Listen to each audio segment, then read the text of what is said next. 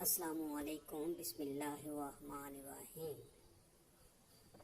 جب حضور نبی مکرم حضرت محمد مصطفیٰ صلی اللہ علیہ وآلہ وسلم کے خلاف کسی نے بھی مکر و فریب کا ہتھ گنڈا استعمال کیا تو اللہ رب العالمین نے فوراً اپنے محبوب کی طرف وحی بھیج کر آپ کو اس مکر و فریب سے متعلق آگاہ فرما دیا۔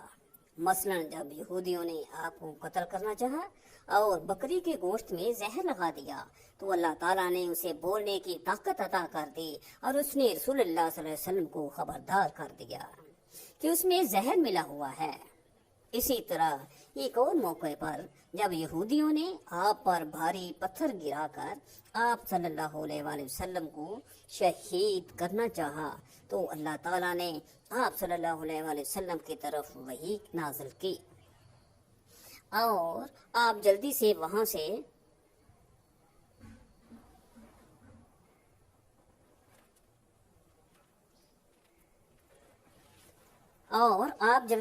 سے اٹھ تشریف لے گئے۔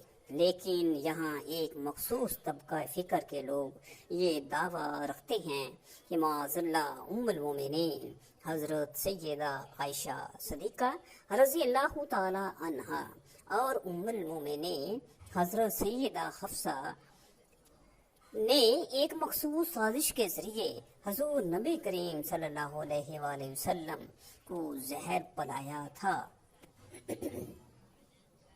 اور اس سازش میں ان دونوں کے والد یعنی امیر المومنین حضرت ابوبکر صدیق اور عمر بن خطاب رضی اللہ تعالی عنہم بھی شامل تھے۔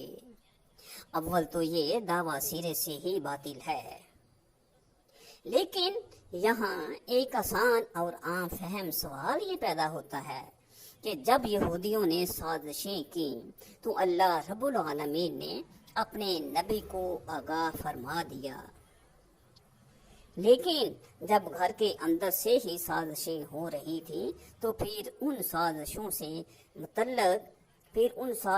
کے متعلق کیوں آگاہ نہ فرمایا گیا؟ تو کیا یہ کہیں گے کہ معاذ اللہ رب العالمین نے اپنے نبی کو اپنے گھر میں اور مرض الموت میں تنہا چھوڑ دیا، اور جو لوگ آپ کو زہر پلانا چاہتے تھے انہیں یہ موقع فراہم کر دیا گیا کہ اس ناپاک فعل کو پایہ تکمیل تک پہنچا دیں؟ حالانکہ ان لمحات میں تو رسول اللہ صلی اللہ علیہ وآلہ وسلم اللہ تعالیٰ کی نصرت اور حمایت اور اس کی رحمت کے سب سے زیادہ حقدار تھے۔ بے شک یہ نہ صرف ان پاک ہستیوں بلکہ خود خدا اور اس کے رسول کے خلاف بہت بڑی بدگمانی ہے، اور ایسا عقیدہ رکھنا بہت بڑی گمراہی ہے۔ جہاں سے یہ بدگمانی پھیلنا شروع ہوئی، چنانچہ قرآن مقدس کی سورۃ تحریم کے ضمن میں علی بن ابراہیم نمی نے لکھا ہے، ان آیات کا سبب نزول یہ ہے کہ ایک دن رسول اللہ صلی اللہ علیہ وآلہ وسلم اپنی کسی زوجہ کے گھر تشریف فرما تھے، اور آپ کے ساتھ آپ کی خدمت کے لیے حضرت ماریہ قبطیہ تھیں۔ ایک دن آپ حضرت حفصہ رضی اللہ تعالی عنہا کے گھر میں اور آپ باہر کسی کام سے گئی ہوئی تھیں۔ اس دوران حضور حضرت ماریہ کے ساتھ رہے۔ جب حضرت حفصہ واپس لوٹی تو حضرت ماریہ کو حضور کے ساتھ دیکھ کر طیش میں آ گئی۔ حضرت حفصہ کو دیکھ کر حضور کو معاذ اللہ شرمندگی ہوئی، اور آپ نے فرمایا، تم یہ رونا بند کر دے، میں ماریہ کو اپنے اوپر حرام کرتا ہوں، اور آج کے بعد اس کے پاس نہیں جاؤں گا، اور میں تم سے ایک راز کی بات کرتا ہوں، اگر تو نے یہ افشاں کیا تو تجھ پر اللہ اور فرشتوں سب لوگوں کی لعنت ہوگی۔ پھر آپ نے فرمایا، میرے بعد ابو بکر خلیفہ ہوگا، پھر تیرا والد عمر خلیفہ ہوں گے۔ حضرت حفصہ نے پوچھا، آپ کو یہ کس نے بتایا؟ فرمایا، اللہ تعالیٰ نے۔ پھر حضرت حفصہ نے یہ بات حضرت عائشہ کو بتا دی، اور حضرت عائشہ نے اپنے والد حضرت ابو بکر کو بتا دی۔ حضرت ابو بکر نے پوچھا، تمہیں کس نے بتایا ہے؟ عرض کیا حفصہ نے۔ پھر حضرت ابو بکر نے حضرت عمر سے یہ بات کی اور حضرت عمر نے اپنے بیٹی حفصہ سے پوچھا تو انہوں نے صاف انکار کر دیا۔ حضرت عمر نے کہا جو بات ہے سچ بتاؤ تاکہ ہم اس کا پیچھا کر سکیں۔ تب یہ چاروں رسول اللہ صلی اللہ علیہ وسلم کو زہر پلانے کے لیے اکٹھے ہوئے اور تب حضرت جبرائیل امین علیہ السلام سورۃ تحریم لے کر نازل ہوئے، جس میں یہ حکم آیا کہ اللہ تعالیٰ نے حضور صلی اللہ علیہ وآلہ وسلم کو یہ سب کچھ بتا دیا کہ آپ کی بیوی نے یہ راز فاش کیا ہے، اور ساتھ رہی یہ بھی بتا دیا کہ کس طرح یہ چاروں آپ کی قتل کی سازش کر رہی ہیں۔ عبد الصمد بن بشیر نے ابو عبداللہ علیہ السلام سے روایت نقل کی ہے کہ کیا تم جانتے ہو کہ نبی مکرم صلی اللہ علیہ وسلم فوت ہوئے تھے یا قتل کیے گئے تھے؟ چنانچہ آپ کو وفات سے قبل زہر دیا گیا تھا، اور بے شک معاذ اللہ ان دونوں نے آپ کو زہر پلایا تھا، لہذا ہم کہتے ہیں بے شک یہ دونوں عورتیں اور ان کے والد دنیا کے بدترین لوگ ہیں۔ یہ وہ روایات ہے جسے مسلسل بیان کر کے پرزور طریقے سے یہ ثابت کرنے کی کوشش کی جاتی ہے کہ حضور نبی اکرم صلی اللہ علیہ وسلم کو زہر پلایا گیا تھا۔ اس کے برعکس اب ہم وہ روایت منوعاً بیان کرتے ہیں جو امام بخاری اور مسلم نے بیان کی ہے۔ چنانچہ ام المومنین حضرت عائشہ صدیقہ رضی اللہ تعالی عنہا سے روایت ہے کہ ہم نے حضور صلی اللہ علیہ وسلم کو آپ کے مرض میں منہ کی ایک جانب سے دعا پلانے کا یہ ایک خاص طریقہ ہے، جس میں دعا منہ کے دائیں یا بائیں جانب زبان اور باج کے درمیان ڈالی جاتی ہے۔ قدیم عربوں میں یہ بات مشہور تھی کہ پیٹ یا سینے کی جس جانب درد ہو منہ کے اسی جانب دوا انڈیلی جائے تو وہ افاقہ ہو جاتا ہے۔ چنانچہ جب حضور نبی کریم صلی اللہ علیہ وسلم کو اس طریقے سے دوا پلانے کی کوشش کی گئی تو حضور صلی اللہ علیہ وسلم اشارے سے ہمیں کہہ رہے تھے تم لوگ مجھے ایک جانب سے دوا نہ پلاؤ۔ ہم نے کہا مریض ہمیشہ دوا کو ناپسند ہی کرتا ہے، لہذا حضور کو دعا پلا دی گئی۔ کچھ دیر بعد جب حضور کو افاقہ ہوا تو آپ نے فرمایا کیا میں نے تمہیں منہ کی ایک جانب دعا پلانے سے منع نہیں کیا تھا؟ آپ فرماتی ہیں ہم نے کہا مریض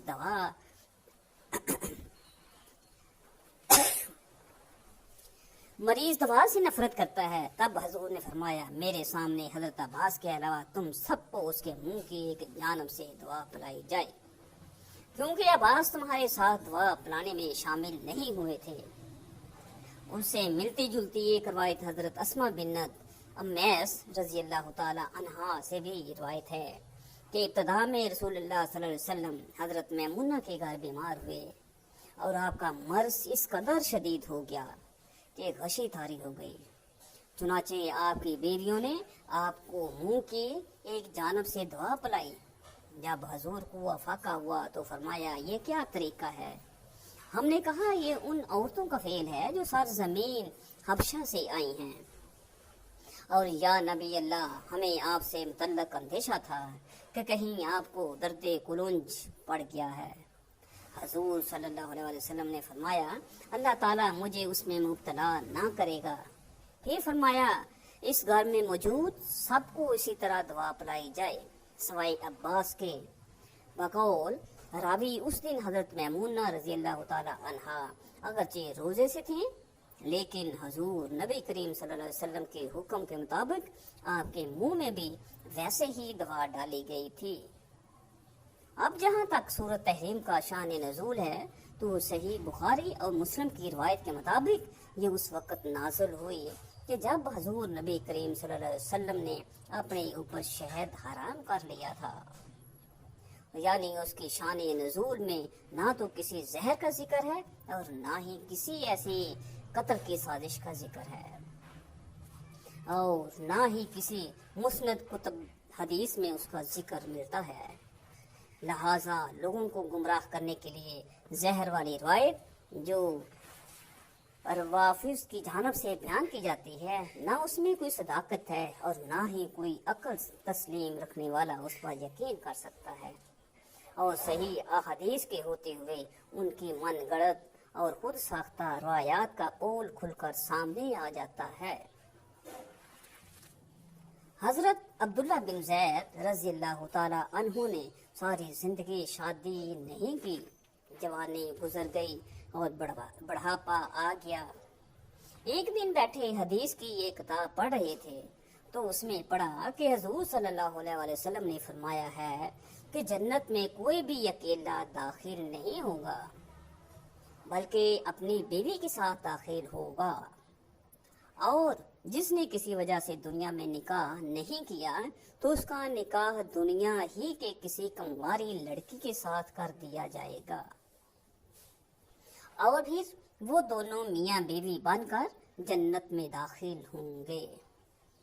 جب یہ حدیث پڑھی تو دل میں خیال آیا کہ دنیا میں تو میں نے نکاح نہیں کیا ہے، لیکن جنت میں میرا نکاح کر دیا جائے گا، تو پھر آخر وہاں میری بیوی کون ہوگی؟ حضرت عبداللہ رضی اللہ تعالی عنہ نے اسی رات اللہ سے دعا مانگی کہ اللہ مجھے خواب میں میری جنت کی بیوی دکھاؤ۔ پہلی رات میں دعا قبول نہیں ہوئی تو دوسری رات پھر سے دعا مانگی، دوسری رات میں دعا قبول نہیں ہوئی تو تیسری رات دعا مانگی، تیسری رات دعا قبول ہو گئی۔ خواب میں دیکھتے ہیں کہ کالے رنگ کی ایک عورت ہے جو حبشہ کی رہنے والی ہے، وہ کہہ رہی ہے کہ اے عبداللہ، میرے امام میمونہ ولید ہے، اے عبداللہ میرا نام میمونہ ولید ہے، میں بصرہ میں رہتی ہوں اور میں ہی جنت میں تمہاری بیوی بنوں گی۔ حضرت عبداللہ بن زید کی جب آنکھ کھلی تو تہجد کا وقت ہو رہا تھا، اٹھے اور وضو کر کے تہجد کی نماز پڑھی، پھر تھوڑی دیر کے بعد فجر کی نماز پڑھ کر اپنا اونٹ لیا اور بصرہ کی طرف چل دیے۔ حضرت عبداللہ بن زید بہت مشہور لوگوں میں سے تھے، اس لیے جب وہ بصرہ پہنچے تو لوگوں نے ان کا بڑا استقبال کیا اور پوچھا کہ حضرت ہمارے شہر میں کیسے آنا ہوا؟ حضرت عبداللہ بن زید رضی اللہ تعالی عنہ نے فرمایا کہ میں ایک عورت کی تلاش میں یہاں آیا ہوں، اس کا نام میمونہ ولید ہے، میں اسی سے ملنا چاہتا ہوں۔ یہ سن کر لوگوں کو بہت حیرانی ہوئی اور کہا کہ حضرت آپ اتنی دور میمونہ ولید سے ملنے آئے ہیں؟ فرمایا ہاں، کیا میں اسے نہیں مل سکتا؟ لوگوں نے کہا نہیں حضرت، ایسی بات نہیں ہے، بلکہ وہ تو ایک پاگل سی عورت ہے، لوگ اسے پتھر مارتے ہیں۔ حضرت عبداللہ بن زید رضی اللہ تعالی عنہ نے پوچھا کہ پتھر کیوں مارتے ہیں؟ لوگوں نے بتایا کہ حضرت وہ عورت عجیب و غریب حرکتیں کرتی ہے، اگر کسی کو پریشان اور روتا دیکھے تو اس کے پاس کھڑے ہو کر سننے لگتی ہے، اور اگر کسی کو ہنستا دیکھے تو اس کے پاس کھڑے ہو کر رونے لگتی ہے۔ وہ کچھ پیسے لے کر محلے والوں کی بکریاں چراتی ہے، آج بھی وہ جنگل کی طرح بکریاں چرانے گئی ہوئی ہے،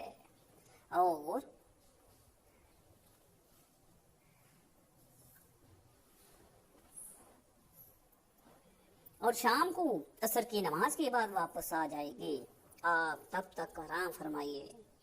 حضرت عبداللہ بن زید رضی اللہ تعالی عنہ نے کہا مجھے ابھی اسی وقت اس سے ملنا ہے، آپ لوگ مجھے جنگل کا راستہ بتا دیجئے۔ لوگوں نے کہا حضرت آپ جنگل کی طرف نہ جائیں کیونکہ وہ بہت خطرناک جنگل ہے، وہاں شیر چیتے رہتے ہیں۔ لیکن حضرت عبداللہ بن زید رضی اللہ تعالی عنہ نے کہا کہ تم لوگ مجھے صرف راستہ بتا دو، مجھے ابھی ہی میمونہ سے ملنا ہے۔ راستہ معلوم کر کے حضرت عبداللہ بن زید رضی اللہ تعالی عنہ جنگل کی طرف چل دیے۔ حضرت محمد مصطفیٰ صلی اللہ علیہ وسلم کو دنیا کا آخری پیغمبر اور ہادی بنا کر دنیا میں انسانوں کی رہنمائی کے لیے پیدا فرمایا۔ جب نبی کریم صلی اللہ علیہ وسلم نے اپنے زبان اطہر سے اپنے پروردگار کا پیغام لوگوں تک پہنچایا تو لوگوں نے رسول صلی اللہ علیہ وسلم کو اس پیغام سے روکنے کی کوشش شروع کر دی، اور جس شخص نے آپ صلی اللہ علیہ وسلم کے پیغام کو قبول کیا اس پر مصیبتوں کے پہاڑ گرانے شروع کر دیے اور طرح طرح کی اذیتیں دینا شروع کر دی۔ لیکن یہ شمع رسالت کے پروانے، آسمان نبوت کے چمکتے ستارے، بستان نبوت کے مہکتے پھول، آفتاب رسالت کی چمکیلی شعائیں اور آغوش نبوت کی وہ ہستیاں اپنے آقا حضرت محمد صلی اللہ علیہ وسلم پر اپنی جانیں، مال، اولاد قربان کرنے کے لیے تیار ہو گئے۔ لیکن اس رسول اکرم صلی اللہ علیہ وسلم کے دامن کو چھوڑنے کا تصور بھی نہیں کیا۔ اس وقت رب کائنات نے ان مقدس ہستیوں کے متعلق ارشاد فرمایا، اولئک الذین ہداہم اللہ واولئک ہم اولو الالباب، یہی وہ لوگ ہیں جن کو اللہ تعالیٰ نے ہدایت دی اور یہی عقل والے ہیں۔ جب ان مقدس ہستیوں نے اپنے ان خود ساختہ معبودوں کی غلامی کو چھوڑ کر ایک خدا کی غلامی اختیار کی تو انہی لوگوں نے وہ تکالیف دینا شروع کر دی جن کو پڑھ کر انسان کانپ اٹھتا ہے۔ لیکن سلام ہے ان صحابہ کرام پر جنہوں نے اپنی جانیں اسلام کی خاطر قربان کر دیں، لیکن اپنے نبی کے پیغام کو اپنے دل سے نکالنے کا تصور بھی نہیں کیا۔ ان مقدس ہستیوں کے واقعات کو پڑھ کر ایک مسلمان کا ایمان شک و شبہات سے بالکل پاک ہو جاتا ہے اور ہر قدم پر اپنی کامیابی کا یقین زیادہ بڑھ جاتا ہے۔ حضرت یاسر بن عامر یمن کے باشندے تھے۔ یہ آپس میں 4 بھائی تھے۔ حضرت یاسر، مالک، حارث اور ایک چھوٹا تھا۔ یہ چوتھے بھائی سے سب زیادہ محبت کرتے تھے۔ حضرت عبداللہ بن زید فرماتے ہیں کہ حقیقت میں یہ جنگل بہت خوفناک تھا، قدم قدم پر خون خوار جانور ملتے تھے۔ میں تو بہت حیران تھا کہ اس عورت کی بکریوں کو ان جانوروں نے ابھی تک کیوں نہیں کھایا۔ اس جنگل میں اتنے بہت سے خون خوار جانور ہیں کہ اگر وہ سب مل کر ایک ساتھ اس عورت کے بکریوں پر حملہ کر دیں تو وہ بیچاری اکیلی عورت اس گھنے جنگل میں کیا کر پائے گی۔ حضرت عبداللہ بن زید فرماتے ہیں کہ جب میں اس جگہ پہنچا جہاں میمونہ ولید موجود تھی تو اس جگہ کا منظر دیکھ کر اور زیادہ حیران رہ گئے، کیونکہ میمونہ کی بکریوں کو کوئی اور چرا رہا تھا۔ میمونہ خود بکریاں نہیں چرا رہی تھی، بلکہ وہ تو اس خوفناک جنگل میں مسلح بچھا کر نمازیں پڑھ رہی تھی۔ میں یہ منظر دیکھ کر حیران رہ گیا کہ آخر ان بکریوں کو پھر کون چرا رہا ہے، کیونکہ بکریاں کبھی ایک جگہ پر نہیں رکتی، وہ کبھی ادھر بھاگتی ہیں اور کبھی ادھر بھاگتی ہیں۔ حضرت عبداللہ بن زید فرماتے ہیں کہ میں نے دیکھا کہ حضرت میمونہ بن ولید تو نماز پڑھ رہی ہیں اور وہاں موجود کچھ شیر چیتے ان کی بکریوں کو چرا رہی ہیں اور ان بکریوں کو ادھر ادھر بھاگنے نہیں دیتے۔ یہ منظر دیکھ کر میں تو حیران رہ گیا کہ آخر شیر چیتے اور بکریوں میں دوستی کیسے ہو گئی۔ شیر چیتے تو بکریوں کو دیکھتے ہی چیر پھاڑ کر کھا جاتے ہیں، لیکن آج یہاں کا منظر تو بالکل الگ تھا۔ اتنی دیر میں حضرت میمونہ نے نماز سے سلام پھیرا اور میری طرف دیکھتے ہوئے کہا کہ اے عبداللہ بن زید، ہمارا وعدہ تو جنت میں ملنے کا تھا، تم یہاں دنیا میں مجھ سے کیسے ملنے آ گئے؟ حضرت عبداللہ بن زید رضی اللہ تعالی عنہ فرماتے ہیں، یہ سن کر مجھے اور زیادہ تعجب ہوا کہ میمونہ کے ساتھ میری یہ پہلی ملاقات تھی، تو آخر اسے میرا نام کیسے معلوم ہو گیا؟ میں نے حضرت میمونہ بن ولید سے پوچھا کہ آخر تمہیں میرا نام کیسے معلوم ہوا؟ تو انہوں نے فرمایا اے عبداللہ بن زید، جس رب نے تمہیں رات میں میرے بارے میں بتایا تھا اسی ہی رب نے مجھے بھی رات میں تمہارے بارے میں بتایا ہے کہ تم جنت میں میرے شوہر بنو گے۔ پھر میں نے حضرت میمونہ بن ولید سے پوچھا کہ آخر یہ تو بتاؤ کہ ان شیر چیتے اور بکریوں میں دوستی کیسے ہو گئی؟ شیر چیتے تو بکریوں کے بہت بڑے دشمن ہوتے ہیں اور انہیں دیکھتے ہی چیر پھاڑ کر کھا جاتے ہیں، لیکن یہاں کا منظر تو بالکل الگ ہے کہ یہ شیر چیتے ہی ان بکریوں کی رکھوالی کر رہے ہیں۔ حضرت میمونہ نے فرمایا اے عبداللہ، جب سے میں نے اپنے اللہ سے دوستی بنا لی ہے تب سے ان شیر چیتوں نے بھی میری بکریوں سے دوستی بنا لی ہے، اور اب یہ میری بکریوں کو کوئی نقصان نہیں پہنچاتے ہیں۔